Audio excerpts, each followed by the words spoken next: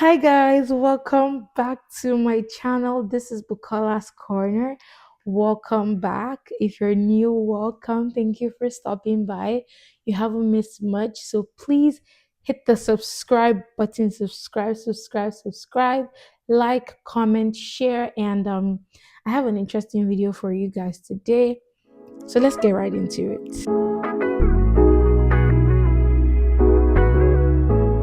All right, today we're going to be talking about something very personal, which is struggles in our 20s. What do we struggle with in our 20s? And it's a lot. It's a lot. Okay, the first one I have here, or the first struggle I know that we in our 20s face is identity, where to source our identity, who we are. Why are we here? I think identity and purpose go hand in hand. Why are we here? What are we supposed to be doing with our lives here? And I've come to learn and understand that that question can only be answered by God and God alone. If your desire is to live to your fullest potential, fulfill your purpose, and be maximized for God, even in that, you're discovering your talent, you're discovering gifts and all of that, and you're wondering what's your part to play in God's big master plan or in God's kingdom as in general. And I feel like it only makes sense to go to God for the source of your identity or for the path to take in life, because He created you. Because why are you taking an instruction manual from a blender to work an oven? Like, it doesn't make sense, right? It's not going to be the same. So I think for me, I have come to understand that for me to live to my fullest potential, it has to be in Christ and Christ alone, and only Him can answer that. He likes inquisitive minds, so it's not a bad thing to actually ask God, what am I here for? What am I supposed to do? He even encourages us to ask, to seek. Jeremiah 33 verse 3 says, call unto me and I'll answer you, and I'll show you great and mighty things which you do not know. So He's aware that you do not know the answer to this question. He has the answer, but He wants you to ask. It's a way of showing interest. It's a way of coming closer to God, because He will take you on a journey. He's not always going to tell you the whole thing. He's not even going to tell you the whole thing. So He will take you on a journey. And how do you start that journey if you don't have a relationship with Him? It's a struggle in our generation because there's a lot of noise on who to be, what not to be, who to follow, what to follow, taking our identity from another person, or even taking on another person's identity. It's that bad. But I think that we should, the moment we come to terms with the fact that we have our own unique paths and purposes, and that we've been given an identity already. It's just a matter of stepping into the identity and working in that identity. Yeah, I think that's the issue. It's just a matter of working in it or not. Yeah. Another thing I know will make me emotional. The dawning reality of adulthood, you guys. I can't believe that. I know everybody says this, but it's actually real, guys. Like, the desire to become an adult, to grow up, it was overwhelming because we felt like our parents were too controlling. Had it been we knew, had it been we knew, we would have zip, but yeah, it's something that would dawn on you even once you even step out of university and you're like, it's getting real, it's really getting real. So I think every single person struggles with that, like, or has faced that, like, oh, I'm not an adult, like the kind of decisions I have to make, the kind of, like, you're responsible for yourself, literally. It's like you're not stepping into adulthood full time. It's not even like, because when you're 18, 19, you're doing adulthood part-time. It's just like, oh, I'm a big girl, blah, blah. But once you're in your 20s, like, it's full time, you're responsible for yourself. Oh boy. The thing that I wanted to, like, I personally struggle with is friendships. Friendships. I personally feel like there's a difference between being a friendly person and actually having friends that you can call your own. Like, it's two different things. Like, people that are in your circle. Being a friendly person, you talk to people, great vibe, good social skills, blah, blah, blah. But then, do you have people in your inner circle? And if you came here if you're an immigrant in this country, you realize that loneliness is a real thing. Finding your own community is a real thing. But I think it can be made easier when you find the right home church. I don't know any other place, maybe school. School is even difficult, but I think it's a tad bit easier when you find the right home church for you. But even at that, like it took me time because I my current home church, it took me time to find the church. So I was alone. Like, I felt like, oh, how am I going to even do this? My social skills like started to it was put to the test, and I failed woefully, guys. I failed woefully. Communicating, putting myself out there, it was a lot. But I had to come to understand that first of all, you need to have good social skills to be able to thrive in any environment or to even stand out. And I have come to believe that being an introvert or an extrovert is not an excuse for poor communication or social skills. Because if you want to say, oh, I'm an introvert, I don't know how to talk like that, or you will miss opportunities. It's not an excuse for why you cannot hold a conversation, even if it's like small talk. And if you want to bring up the argument that it's because this person is an extrovert, that's why this person has good social skills. That's not true, because if it were so, there won't be people that just talk, like talk about themselves, just talk, talk, talk, and they are not even giving room for the next person to express themselves as well. So that's a bad social skill as well. So I think it's a muscle that we have to consciously develop in our 20s if we actually want to build communities, have a circle, and even put ourselves out there if you in the career world, and even like just generally, guys. Yeah, finding the right people, godly friendships and all of that stuff. Like, I also think of the near future.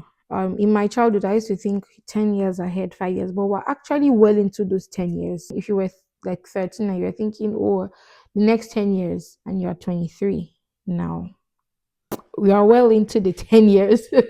You're well into the 10 years. So, like, I'm now thinking of what is my life supposed to look like a year from now, 2 years from now, 3 years from now, And I also still think of the far future, like at 50, will I look back and say I've done all I needed to do, fulfilling purpose, maximizing, like emptying out myself, like doing all that I need to do, maximizing my potential, all of those things. I think we think about that once in a while. And if you don't, please do force yourself to do it.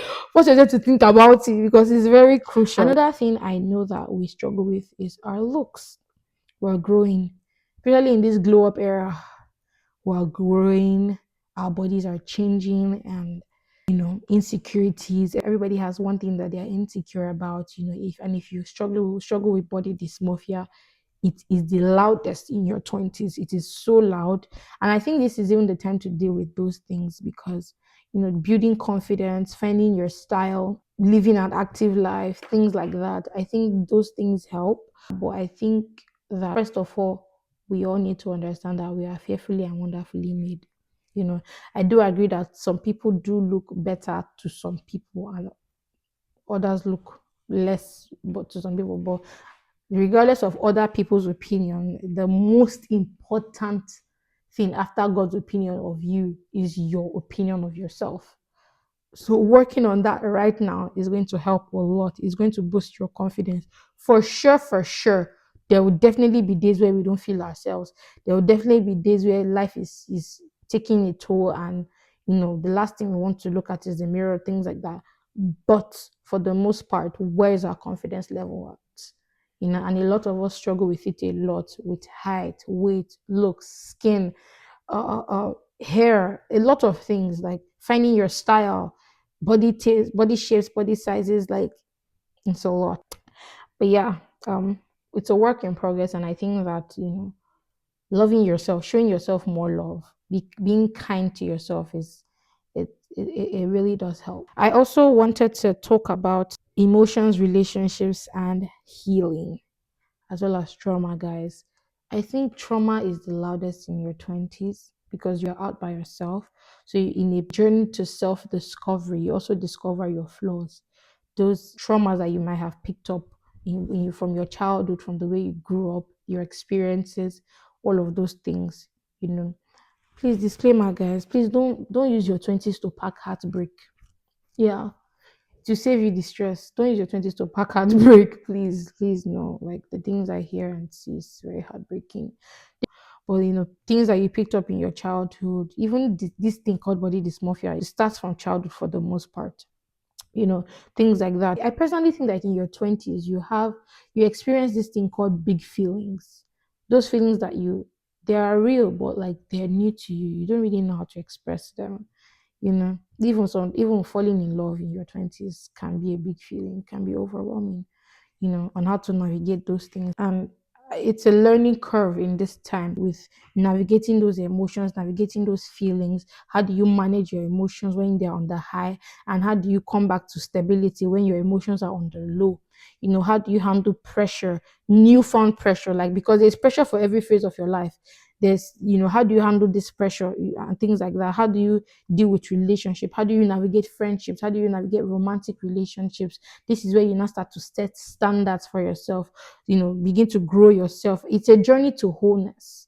So I think that the best thing we can do for ourselves in our 20s, instead of packing heartbreaks and all of that, is going on a journey of wholeness. Make sure that when it's time for you to actually, especially be in a relationship and get married, you are going into that relationship a whole person, a healthy person.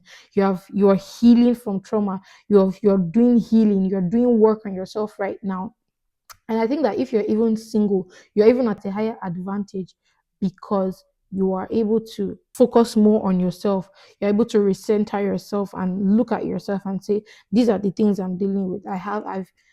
My response, I have a trauma response because of the hurt I face.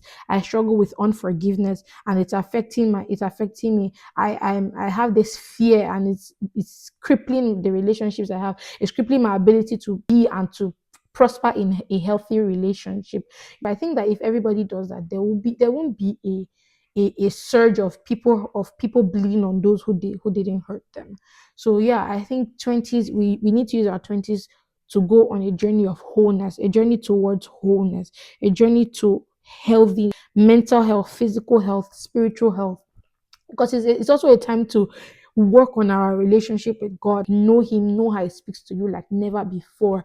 I hear pastors say this, and it's so true. Like, it's not when you want to get married that you start looking for how to know how to hear God, because you are giving Satan a loophole to literally lie to you, But yeah, I think that's a big thing that we actually need to work on. And finally, one major struggle is fear. We deal with fear of starting, fear of failing, fear of embarrassment, fear of not maximizing our full potential, fear of missing it. There's just so much, but I think that these fears are valid, but it's the where the struggle comes is that we've allowed it to cripple us in one way or the other.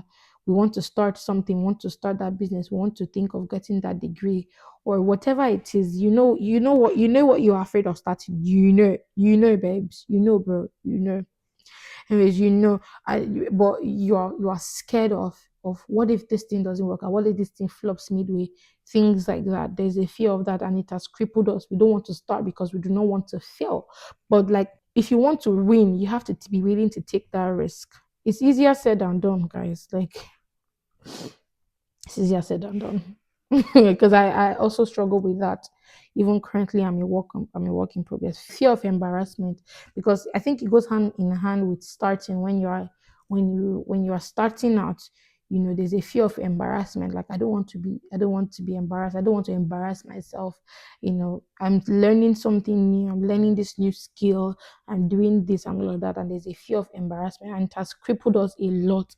We've limited ourselves because of our thoughts. So limitation starts here before it actually happens in real life. So we before anything limits us, the first thing that limits us is our mind. And it's one thing that people in my generation, my age group, our 20s, we struggle with. Like, just start, let people say what they want to say, just do it, and you get better as time gets by. I also think that looking for who to help is another thing. I know I said this was last time, but who to look up to for help, who to look up to for guidance, and all of those things. I think we need discernment, especially in the era of social media, where like people just put the most random people as their role model. Anyways, but I think, especially as a believer, you need like godly friends, godly teachers, godly leaders that can help put you in the right path as well. Even people on social media, like, they are godly people that you can, take advice from. I won't really suggest you should looking up to somebody on social media, but yeah, yeah. I think that's another thing, like feeling like, oh, you're alone, you have to figure life out all by yourself. There's a gift of community. I would say this, and I'll end this video by saying this, that in your 20s, you need community more than ever. You shouldn't figure, even Christianity, you are not meant to figure Christianity out by yourself. If not, there would have been no need for the church. You're not meant to figure life out by yourself. You're not meant to do life alone. It was never God's plan for man to walk alone. You can't even go so far. You can't even go far by yourself. You need people, you need friends, you need community, you need loved ones, you need your family, you need church, community is very, very important. Yeah. So we have come to the end of today's video. I just thought to share that with you guys. If you like this video, remember to subscribe, remember to like, leave a comment. You guys leave a comment, subscribe, and share this video. And I'll see you guys in my next video.